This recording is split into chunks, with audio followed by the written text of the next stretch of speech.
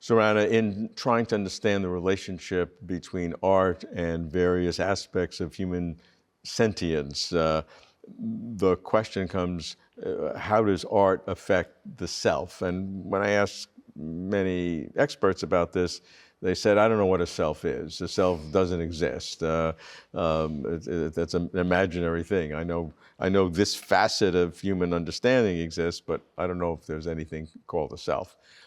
Your primary expertise is in personality psychology. Mm-hmm. So is there a self? Do you think the concept of self is a legitimate one to ask how art affects it?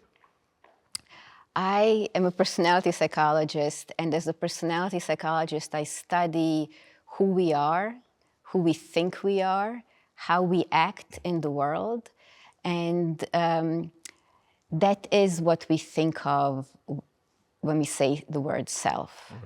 Mm-hmm. And I certainly think that there is such a thing as self, and we can study it in relation to art. So we can study how art is created, who are the people who create art. We can study art in relation to experience and appreciation of art. Who are the people who are attracted to it? Who are the people who believe they're not attracted to it?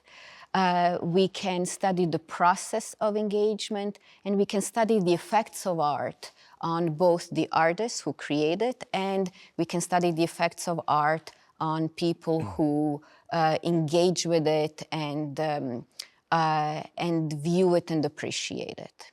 So are we distinguishing, aspects that art affects, like it makes me feel good for a second, that I can understand, or repels me.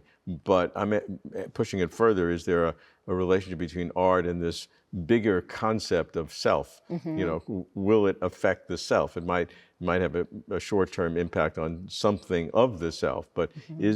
Can it go further and envelop this bigger idea?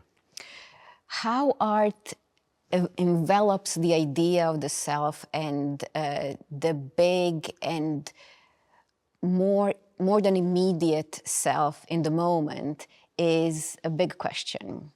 And we experience art immediately through that emotional aspect of being drawn in and transported by art.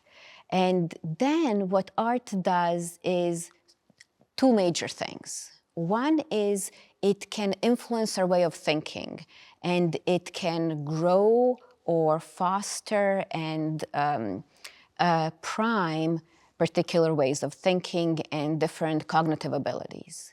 The second big way that art affects the self is by creating deeper self-awareness. Art has this ability to make us think more deeply about who we are. And as we are experiencing art, we start with the emotional aspect of it, and then we are drawn into art, and in the same time we look deeper into ourselves and we look outward into the world. And as we are looking into ourselves, we are asking questions of why. Why are we drawn to, fascinated by a particular piece of art? What is it about it? We are bringing our previous experiences to this encounter, and we can be surprised in the process. We can be surprised that something that is different from what we perceive as ourself, perceive as what we like, is drawing us in. My personal surprise in that way was encountering Zurbaran's St. Francis. This painting is very muted in its color palette. It is very limited color palette. There is a very flat background and a single person facing us, facing the viewer, and looking up. And my experience of that, it goes against everything I normally like. It is not colorful, it is not big, it is not bold, yet I feel in front of it a sense of deep presence. Presence of something greater, and it's a surprise that I am learning something about myself that was not obvious.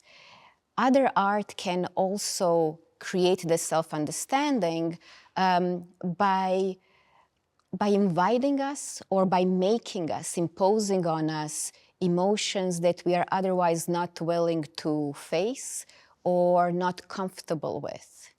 So what art does is engages us emotionally, which is a way of opening deeper engagement on the cognitive level and gaining insights into ourselves, into others, into the world, and asking big questions.